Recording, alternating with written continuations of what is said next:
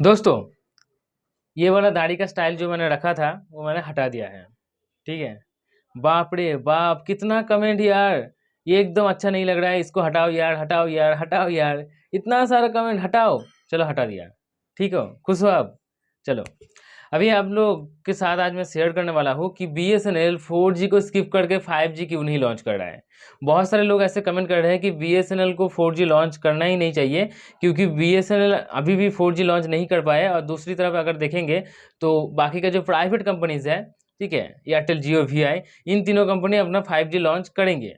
अगले महीने ही करेंगे, अक्टूबर में ही करेंगे। तो यहाँ पर बहुत सारे लोग कह रहे हैं कि बीएसएनएल को 4G लॉन्च करने की कोई ज़रूरत ही नहीं है, बीएसएनएल डायरेक्ट 5G लॉन्च कर दे तो अच्छा है। तो देखिए दोस्तों, आपको मैं बताना चाहता हूँ कि बीएसएनएल कभी भी 4G लॉन्च को स्किप करके 5G नहीं कर पाएगा।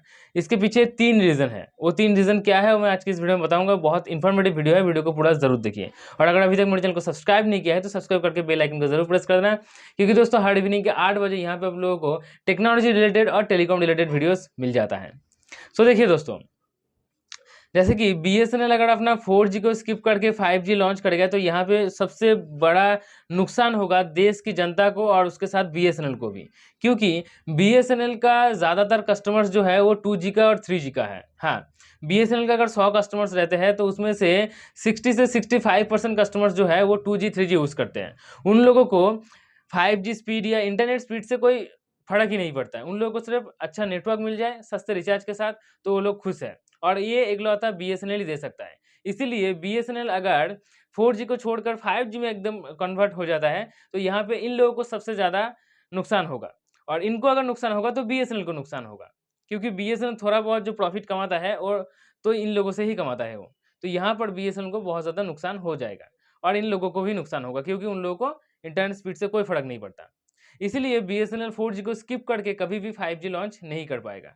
दूसरा जो रीज़न है, आपको ये पता होगा कि अभी इंडिया पे 5G फ़ोन तो लॉन्च हो चुका है, लेकिन इंडिया पे अभी भी 80 से 85% लोग 4G स्मार्टफ़ोन ही यूज़ करते हैं, ठीक है? तो यहाँ पर 4G स्मार्टफ़ोन 80 से 85% है और 10 से 15% जो है वो 5G स्मार्टफ़ोन है।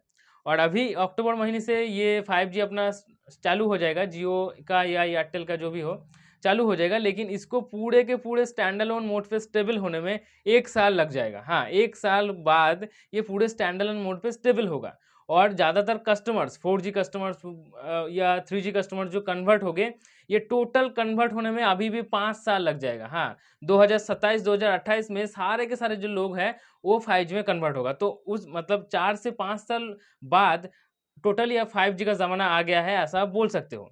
ठीक है? क्योंकि 2016 में 4G आ गया था, लेकिन अभी भी बहुत सारे लोग 2G, 3G यूज़ कर रहे हैं। लेकिन अभी ये 4G का ज़माना चल रहा है क्योंकि परसेंटेज 2G, 3G के अगर कंपेयर करते हो तो ज़्यादा है 4G का कस्टमर्स, इसीलिए 4G का ज़माना चल रहा है। तब ज़्यादा जब 5G का कस्टमर्स हो गए तभी आप 5G का ज़माना बोल सकोगे ना, तो वो 4 या 5 साल बाद होगा।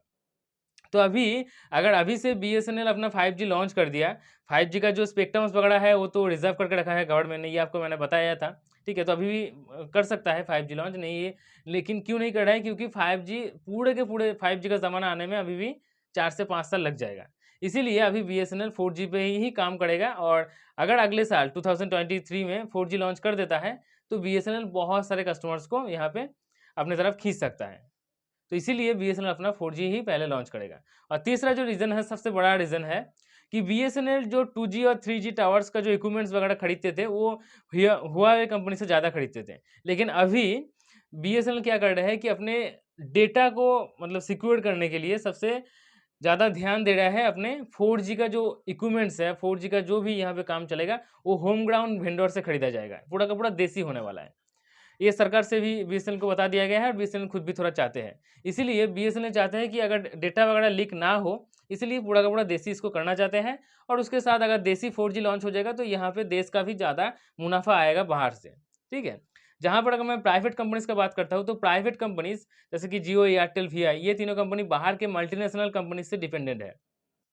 तो जहाँ भी मतलब इक्विपमेंट्स वगैरह लेता है, सब कुछ वहाँ से ही आता है और जो पूरा का पूरा मॉनिटरिंग है, तो वो बाहर से ही होता है। तो ये एक प्रॉब्लम है, ठीक है? क्योंकि यहाँ पर कुछ भी डेटा वगैरह लीक हो सकता है। आपको अब लगेगा कि डेटा वगैरह लीक हो तो कैसा होगा? मतलब क्या होगा? देखिए, ये आपका हमारी बात नहीं है। बड़े बड़े सेलिब्रिटीज़ है, बड़े बड़े नेता मंत्री है, उनका अगर कुछ भी डेटा वगैरह लीक हो जाता है बाहर के कंट्री का, मतलब बाहर के कंट्री में अगर पहुंच जाता है, तो वो लोग हमारे देश के ऊपर गलत इस्तेमाल कर सकते हैं उस डेटा का, है ना? कि पूरा का पूरा देश का सवाल है। इसीलिए बीएसएनएल इसको मुद्देनज़र रखते हुए देश का जो भी 4G आने वाला है बीएसएनएल का, उसको पूरा का पूरा देसी बनाने वाला है। तो ये 3 रीज़न है, अभी 4G को स्किप करके 5G लॉन्च नहीं कर पाएँगे।